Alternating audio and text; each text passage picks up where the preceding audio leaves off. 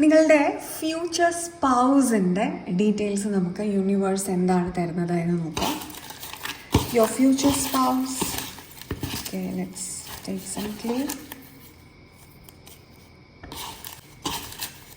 Collective എനർജിയാണ്. Okay, Ayilyam നക്ഷത്രം, letter S. Karthika നക്ഷത്രം, എഫ്, ലെറ്റർ എഫ്, അവരുടെ പേര് എഫിലായിരിക്കാം തുടങ്ങുന്നത്. Letter Q, August month.